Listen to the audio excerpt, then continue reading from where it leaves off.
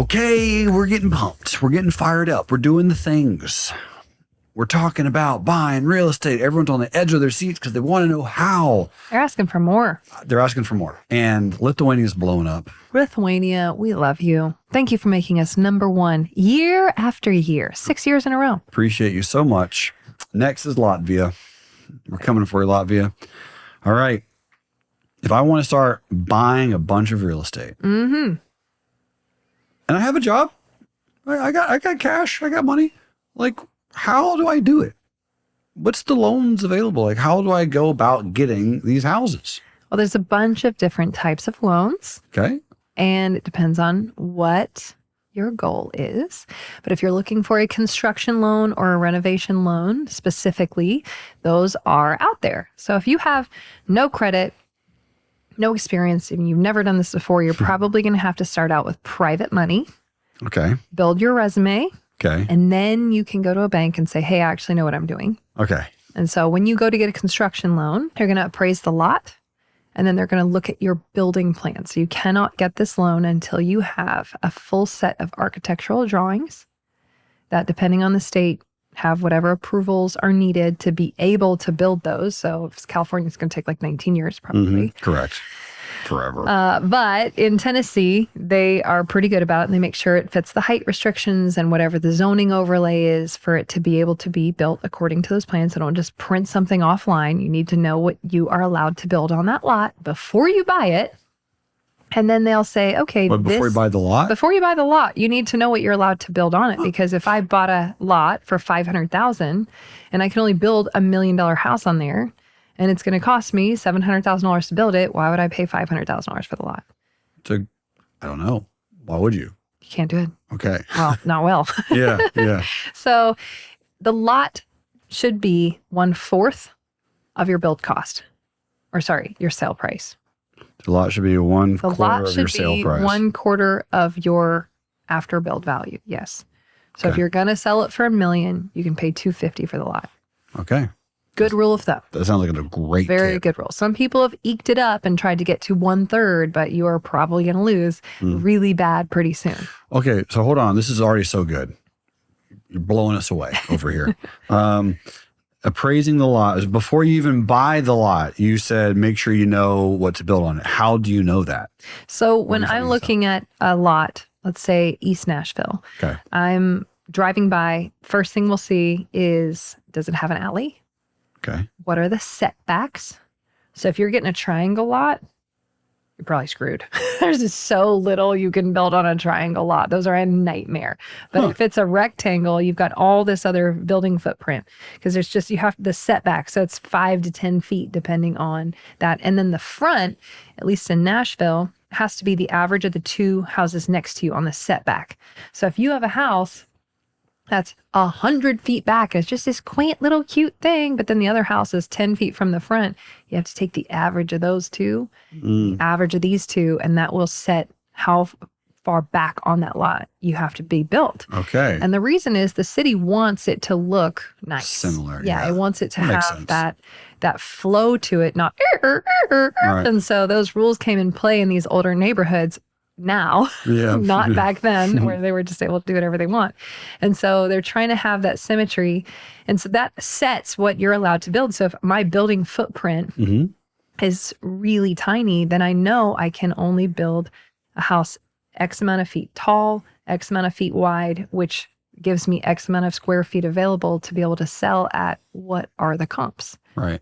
So if you've got $200 a square foot, you can only build 1,000 square feet. That's really different than if you could build 4,000 square feet. Yeah. So Totally. that would then dictate what you can pay for the lot. Not all lots are created equal. That makes so much sense. Yeah. Yeah. But just never put that together. And if you're buying a lot that has a house on it too, you do need to understand what's it going to cost to demo that house. Then you add that to the lot cost as well. Okay. So there's a decent amount of science, but it takes probably 30 minutes for you to look up in your city the tax statement attached to that house is normally going to tell you what you can put on it for zoning.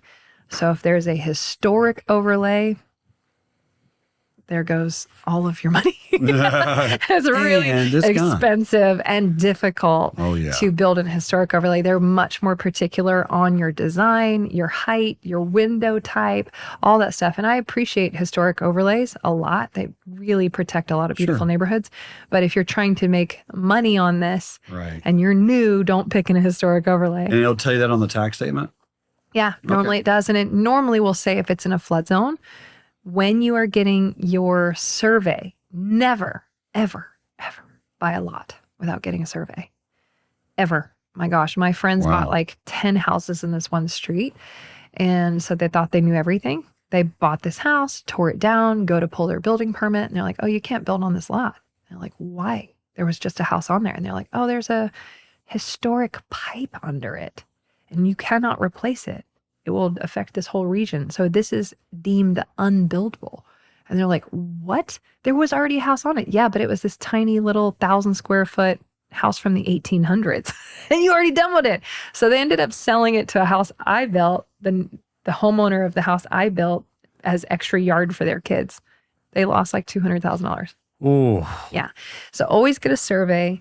And when you're getting a survey, just going to run wild, get a dang tree survey. Understand where those power lines are. Ask where the trees are. Ask where the pipes wait, there's are. a difference between a survey and a tree survey? You have to actually tell them you want to see the trees on it. They won't just put it on there. Yeah, they don't. They won't put the electrical lines on there. They won't say, Wow. yeah, you have to actually ask them. In the survey to add these things. This is sponsored by Pain. Welcome to pain. But pop question, why would you want to know where the trees are?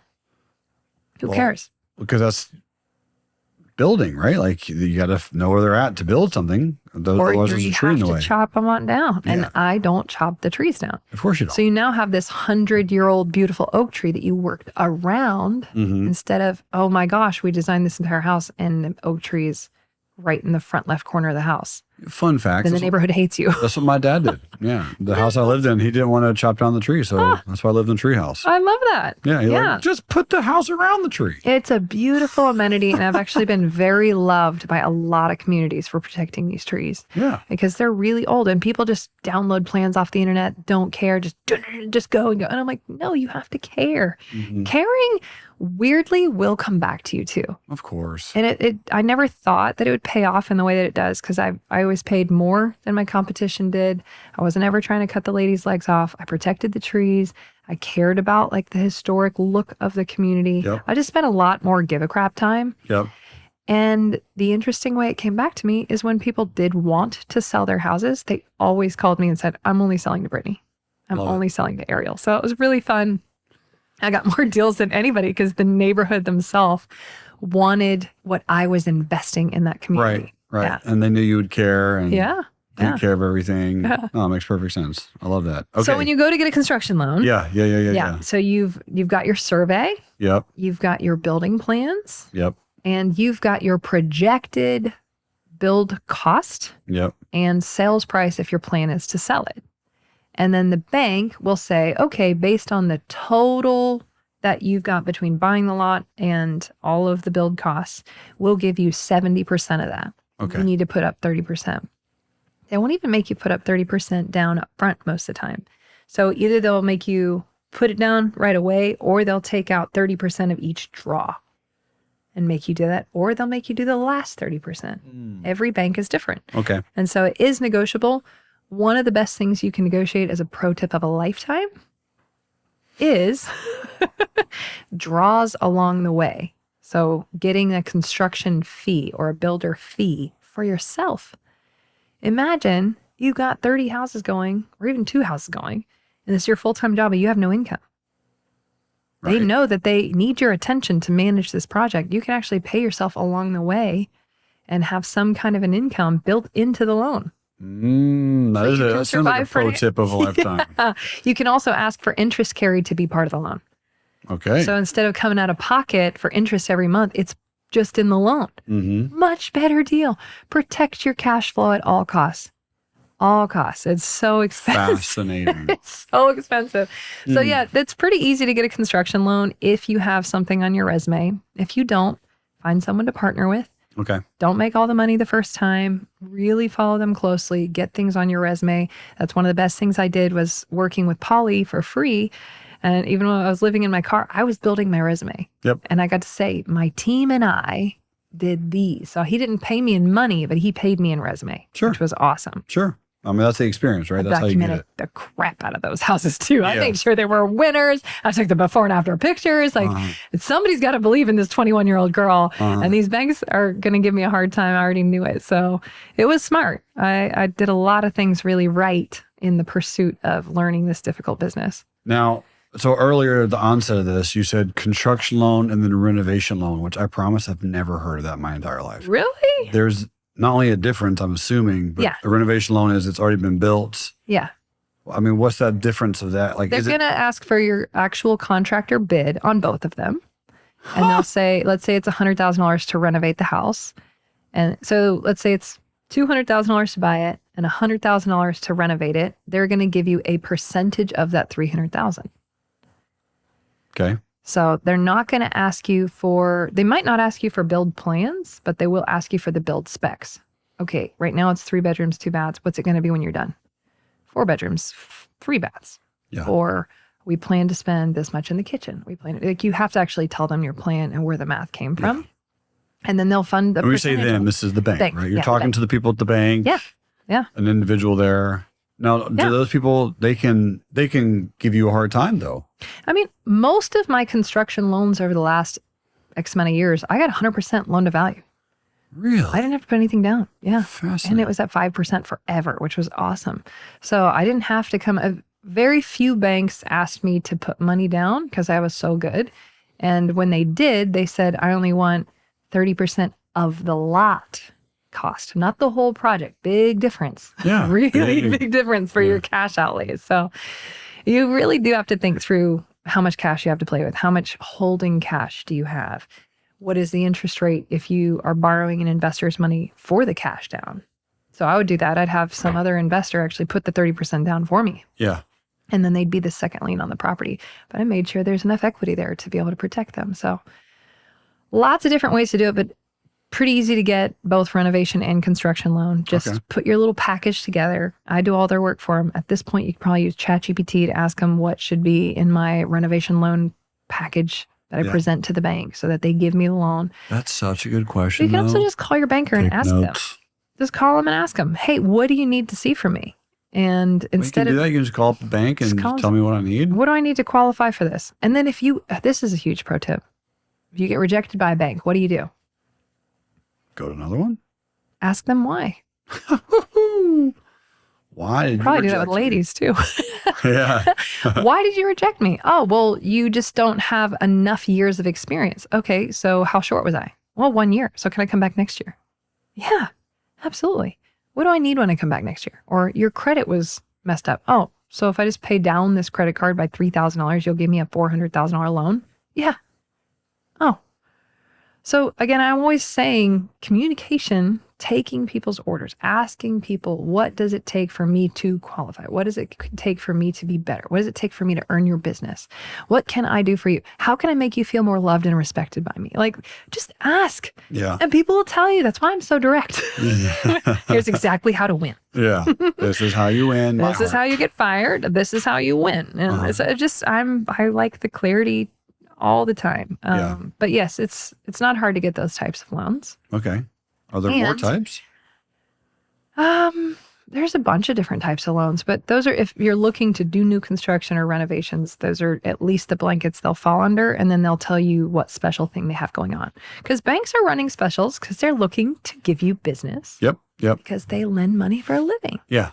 So they're trying to get people to ask them for loans. Definitely. Instead of being intimidated, know that they want your business. Mm-hmm. So how do I get begged for? There's actually brokers for big deals. And all of my apartment complexes I've ever bought, we use a broker because he'll go out and hustle the deals for you. Oh, I'll give him 80% loan. Well, I'll give him 90. Well, we'll give him 4% interest rate. Oh, we'll do 5, but we'll do interest only for the first 3 years. Can you do interest only for the first 3? Yeah, we'll match that. Okay, well, we'll do no clawbacks. Like, well, they just compete because they want to fund your deal. Mm-hmm. That's actually how you need to reframe Correct. lending. These people are trying to place their money. Mm-hmm. And if you can be the best bet and you can be branded well for keeping your word, you're going to have people give you better and better terms. That's why the rich get richer. Yes. They have better investing terms. Huh. And they know the rules of the game. Mm-hmm. They know the people that own the rules. Yeah. Right. One of the things that you've taught me and a couple of other really powerful and wealthy real estate investors taught me was pretty much what you just said. But for me to sum it up in my words, the bank works for you, Mm-hmm. acts like it. Right? Yeah. Like when you go into a bank, they want to give you money and you're paying them for that money. So they are your customers. You can say, like, listen, I have this amazing deal. Wouldn't you like to fund this incredible opportunity? Right? This is the benefit to you as well. And know that that's not even the person you're interacting with money. Correct. Yeah, exactly. It's not even their money. Nope. They work for the bank to get them loans. So just change your frame of reference. So it sounds like in doing all of this, like we're going to the bank, we're getting constructions, we're renovating. It sounds a little bit like development. Is that, so this would be considered development? Yeah. Okay. So what's the biggest pro tip of a lifetime, if you will, for being an incredible developer? Oh, man. I don't know if you're ready for it. I have my pen and paper ready. It's pretty good. I'm ready. I'm pumped. Pretty good. So I was just talking about taking order, asking for clarity, and then just doing the thing that people want. Yeah. What if you did that for the city? Wait, what? So there are city planning, entire departments for most every city. Should have them. They should be pretty robust. And they actually release the plan of the city. Seems like cute font and they work really hard on it. And the zoning department will actually say, this section of the city is zoned for this. This section of the city is zoned for this. And they change it all the time. So you could be in a regular neighborhood and then they put a historic overlay on it. But you do have the right to fight and blah, blah, blah, blah, blah. Point is, that city will say, as Nashville's growing, based on how many people are currently moving here, we really need more affordable housing. Or we don't have enough housing for all the areas that people want to live. So instead of being able to put one house on this lot, let's zone it for 2. For any lot in this size square footage with this amount of frontage, you can now put 2 on 1. Guess what your lot just did? It's like a stock split. Yeah, I was about to say, it feels like a double. Yeah. Yeah. I don't even know if I use the right words, but You yeah. did. Okay, good. Yeah, you nailed it. Yeah, so now your lot is worth double. Not quite double, because 2 on 1 lot's not going to be worth the same. But point is, I have friends that by simply just reading the map of what the city released, No way. they swooped in No way. and bought these little houses that were worth $400,000. But because they're on this busy street, the city zoned that lot to be a 30-story high-rise. What? What do you think this $400,000 little single-family home lot is now worth? No way. Yeah, millions and millions of dollars. Whoa. Yeah, so you do lot assemblies, and then you can build a big 30-story thing. And so then you can sell it to some Californian Yeah. and have them build it. Yeah. And it's worth a lot because, and I've done that a lot, not necessarily with the plan to flip it to somebody else. So I've done a lot of simulations where I've taken 7 lots, and instead of 7 single family homes being able to be built there, we put a 5-story building and 305 units. So what do you think it was worth if you could only build a house versus if you could build 305 units? Whoa. And 2 stories of commercial. So it's like Yeah. worth a lot more. So that putting things together according to what the city's already saying they're needing, if you're filling the city's order, they're not going to say no. So all of what you're trying to transform and make the city better, because the professionals are saying, if we don't put more density here, no one will be able to afford to live in Nashville. They really are trying to keep it affordable. They want to keep the creative class here. But not if developers don't come in and build more, then no one can be here. One little single family crap hole is going to be worth $5 million. Right. And that's not where a city grows well. So you can make millions solving a lot of problems. I feel like this episode by itself is worth all the money that people are paying to listen to Broke Talk. Hey, Man. find needs, figure them out, solve world problems, be a Yeah. force for good, make a lot of money doing it, and help a lot of people. Come on, family. That's what we're what we're going about. for. That's it. And that is why we are taking so much time, energy, and effort to pour into every single listener. We really appreciate your time. We appreciate your energy. Thank you so much for being a part of the Broke to Awoke movement. Family, we're not a trend. We are shaping and changing the very landscape of this earth. Thank you, Britnie. That was a great, great episode. Thank Appreciate you. it.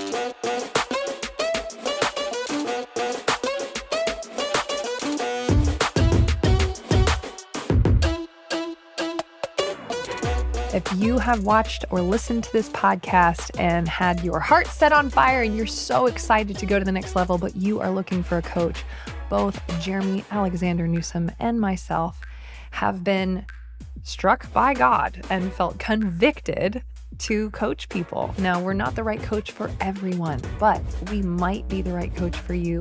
Go to broketoawoke.com, reach out to us, and we'll have the conversation.